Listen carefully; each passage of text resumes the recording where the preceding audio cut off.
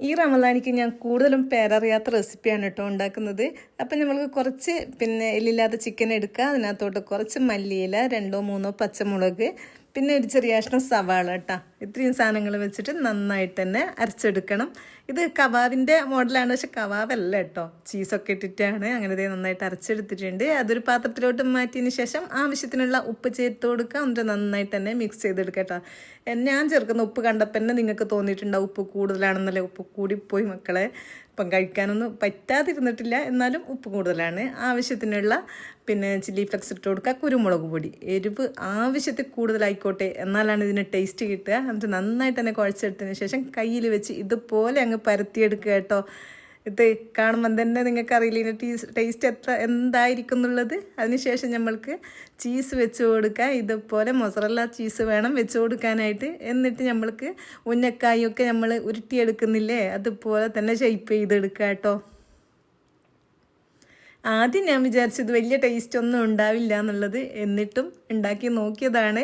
അപ്പം ഞാനിത് ചീസ് വെക്കാത്തത് ഇൻസ്റ്റയിൽ വീഡിയോ കണ്ടിട്ടുണ്ടായിരുന്നു. അപ്പം ഞാൻ വിചാരിച്ചു അതിൻ്റെ കൂടെ ചീസ് വെച്ചിട്ട് നമ്മൾക്ക് ഉണ്ടാക്കിയാൽ എന്താണെന്നുള്ളത്. അങ്ങനെയാണ് ഞാൻ ഉണ്ടാക്കിയെടുത്തിട്ടുള്ളത്. അതിനുശേഷം നമ്മൾക്ക് മുട്ട കലക്കിയെടുത്തിട്ട് അതിനകത്തോട്ടൊന്ന് ടിപ്പ് ചെയ്തതിന് ശേഷം നമ്മൾ ബ്രെഡ് ക്രംസിലൊന്ന് കോട്ട് ചെയ്തെടുക്കാം. അടിപൊളിയാണ്, നല്ല ടേസ്റ്റാണ് കേട്ടോ. കഴിക്കാനായിട്ട് നല്ല ക്രിസ്പിയും ഉള്ളി ചീസിയും ഒക്കെ ആയിട്ട്. ഞാനിപ്പം കുറച്ചേ ഉണ്ടാക്കിയിട്ടുള്ളൂ. ആദ്യം തന്നെ ഞാൻ നല്ലതാണെങ്കിൽ വീഡിയോ ഇടാം, ഇല്ലെങ്കിൽ വേണ്ടാന്ന് വെച്ചിട്ടാണ് കേട്ടോ വീഡിയോ എടുത്തു വെച്ചത്. എന്തായാലും നല്ല ടേസ്റ്റായിരുന്നു മക്കളെ. അപ്പം ഞാൻ വിചാരിച്ചു എന്തായാലും വീഡിയോ ഇട്ടേക്കാന്നുള്ളത്. അങ്ങനെ ഞാൻ ഇത്ര എണ്ണം മാത്രമേ ഉണ്ടാക്കിയിട്ടുള്ളൂ.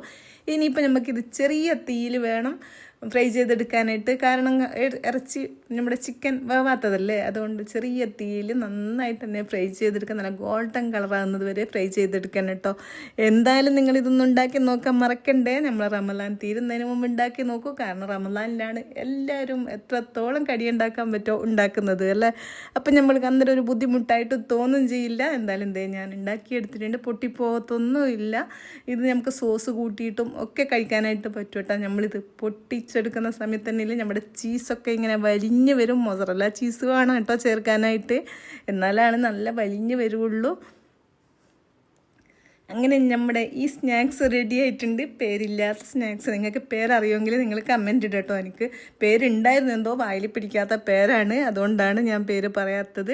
ഇതേ കണ്ടോ, സൂപ്പർ ടേസ്റ്റ് ആയിരുന്നു കേട്ടോ കഴിക്കാനായിട്ട്. എല്ലാവർക്കും നന്നായിട്ട് തന്നെ ഇഷ്ടമായിട്ടുണ്ടായിരുന്നു. നിങ്ങളും ഒന്ന് ട്രൈ ചെയ്ത് നോക്കാൻ മറക്കണ്ട. എന്നിട്ട് നിങ്ങളെ ഫീഡ്ബാക്ക് എന്തായാലും അറിയിക്കണം കേട്ടോ. ഞാൻ കാത്തിരിക്കും. പുതിയൊരു വീഡിയോയുമായി കാണാം. Thanks for watching.